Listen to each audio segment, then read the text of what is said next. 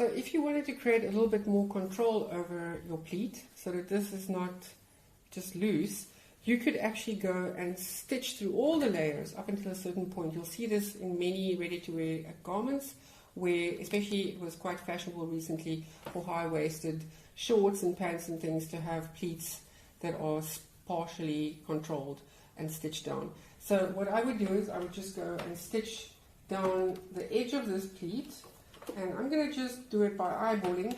You can actually use special feet that allow you to sew very close to the edge consistently, and you can also use needle positions. So I'm just going to quickly do it by using my eye, and I normally won't just cut this off. I would actually pull this thread to the underside of my garment, and how you do that is you just tug gently on your threads, and you'll see there's my top thread peeking through. And guess what? We will do our reef knot now. And that way, at the right side of the garment, we have this beautiful, neat finish, no cut edges. This is going to go into the next seam, so we won't see that. So once you've got your threads to the wrong side, you just go and tie these with a reef knot, and voila, you can cut off the extra threads. Now that is if you want your pleat to be controlled up until a certain point. Right. Sometimes you get many little knife pleats next to each other stitched down in this fashion, and it creates a beautiful little pattern. Now, if you wanted to create a similar effect to that, but you didn't want to show stitches from the right side, in other words, you didn't want to have an edge stitch that shows like that, you can still control the pleat, but you can do it from the wrong side. So now I will simply sew inside the fold line for the pleat, and I will decide where I'm going to do it up to, and I will sew from the seam allowance down to that point. So on this machine, I'm not going to move needle positions or anything, I'm just going to sew accurately.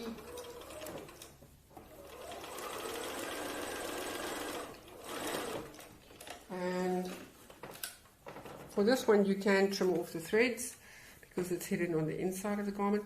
And basically now I've done a stitch to do the same as this one, only it's not visible from the right side.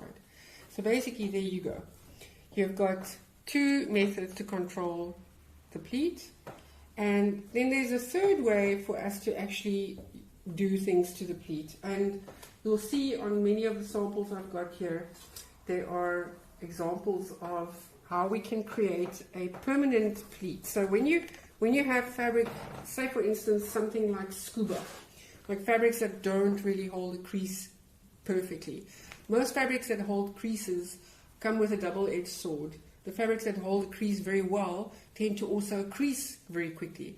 So if you're pressing a beautiful pleat out of a 100% cotton fabric or 100% linen or some kind of natural fiber, what tends to happen is the pleats will crease very quickly, especially if you're sitting on them. But let's say you're working with fabric that does not press easily, that doesn't hold a crease. You can then create your crease yourself. You can go and stitch through 2 layers of your pleat. So in other words, one of these fold lines, one of these fold lines, and the second layer of fabric, not through all 3 layers, because then you're just going to have an elaborate tube. And what we do is we stitch right through those 2 layers of fabric, and that is known as a pin tuck. So strictly speaking, we're sort of creating a pin tuck in place of having a crease in the fabric there, a fold, and this way, whenever you wear this garment, that is permanently going to remain perfectly intact. The pleat doesn't have to be recreated every time you wash your garment, for instance. So this is a very nice way to create incredible effects and detail in a pleated garment, especially when you work with thick fabrics like denims. You'll notice there's some very nice examples of this in the tutorial about pleats. So here are a number of different examples. And so in your examples that you should be sewing, here is an inverted box pleat where the edge stitching goes through all 3 layers and then kind of does a little U-turn there and goes back up until the stay stitch. And so I'll show you some knife pleats. And then basically what you want to do with your course is you want to practice doing these various examples, and we'll take some nice close-up pictures of these to help you organize your samples. But here is just a stay stitched pleat, and this is actually an inverted box pleat, and then obviously the box pleat. And then we have got a beautiful example of edge stitched and inverted box pleat, as I was just explaining. So there's a beautiful example of that. And here we've got concealed stay stitch. And here's a beautiful example of 3 knife pleats in a row with edge stitching that controls the pleat up until a point. Very, very nice effect that you get from that. And basically, as you can see, pleats are very, very nice for you to express your creativity. Now, the last example I want to quickly show you. This is really great. So basically, when you have a bunch of miniature knife pleats where you sew through all 3 layers, or sorry, actually all first 2 layers, the effect that you get then is this texture. And this is used in cigarette pants and in tops where there's very see-through fabric over the bust, for instance. And how you do this is you would fold each one of these little lines and stitch right on the edge, preferably with something called an edge stitch foot, and you'll do the next one, and so forth and so forth.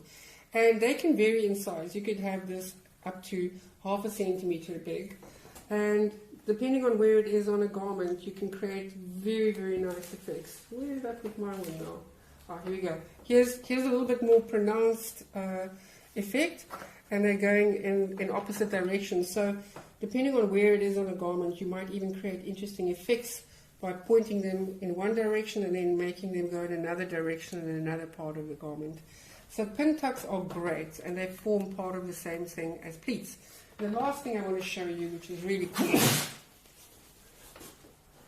that's really nifty, is a combination of pleats and darts. This is known as a dart tuck. So here I've got an old diesel dress of mine that is falling apart that I'm going to recondition a little bit. And you'll see the edge stitching here is now really taken strain. But if you look in there, you'll see I've got basically a little dart that is sewn from there to there. And the little dart is sewn as if it's a pin tuck. So this is known as a dart tuck. So this is creating 3D shape, but it's doing very tiny little bits at a time. And the overall effect on the dress is really quite wow, because this has got an empire waistline, and it was just one of my favorite dresses for a very long time. So basically, that's all you need to know for this level of sewing about darts.